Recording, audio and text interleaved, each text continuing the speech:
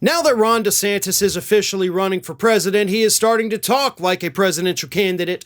And one of the things he mentioned this week, actually before he even made his official announcement, was that the next Republican who will get 2 terms in office, which of course means he's not talking about Donald Trump, will likely have the opportunity, he says, to pack that Supreme Court and bump it up to a 7-2 conservative majority, a conservative majority that will rule, he says, for the next quarter century. Here is, in his own words, Ron DeSantis planning to pack the Supreme Court.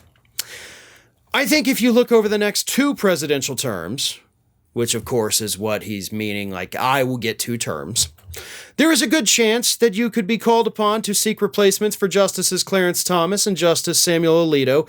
And the issue with that is you can't really do better than those 2. In terms of corruption, you're right. It is possible that in those 8 years, we have the opportunity to fortify justices, Alito and Thomas, as well as actually make improvements with those others. And if you were able to do that, you would have a 7-2 conservative majority on the Supreme Court that would last a quarter century.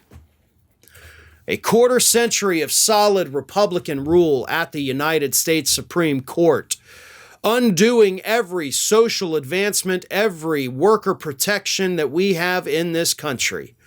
That is exactly what conservatives like Ron DeSantis want, and that is exactly what Ron DeSantis is promising to do. And of course, he points out that both Elena Kagan and Justice Sotomayor, they're getting up there in years. You know, Obama didn't exactly pick, the youngest possible people like Donald Trump did. I mean, don't get me wrong. I think they're very good justices, but they were up there. They were a little older. And Donald Trump decided, I'm going to pick young, stupid people so that they can serve on that court for 50 years.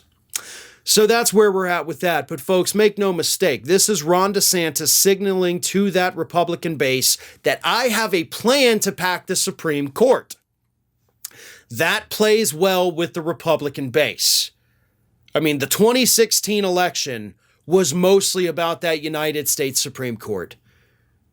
Let's not pretend that it wasn't, because let's not forget there was a vacant seat. There was a vacant seat.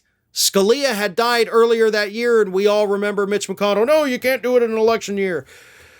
So then he, of course, 4 years later did it in an election year because he's a massive hypocrite, and we all knew that was going to happen. But anyway, Ron DeSantis is now trying to shift the conversation involving the 2024 election, trying to make it about the Supreme Court because he thinks that's going to drum up more support for him in his presidential campaign.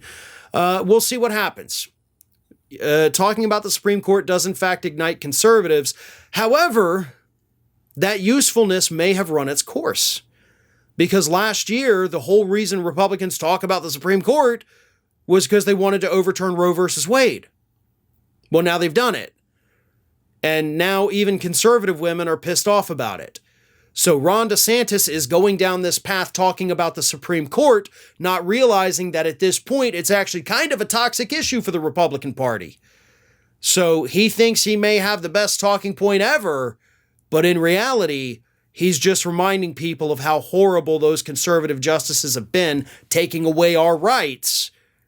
And that may not play as well as he thinks it will in next year's election. This is Hattie. Hattie wants to know why you have not subscribed to our channel. You obviously like our videos, so do us a favor and subscribe.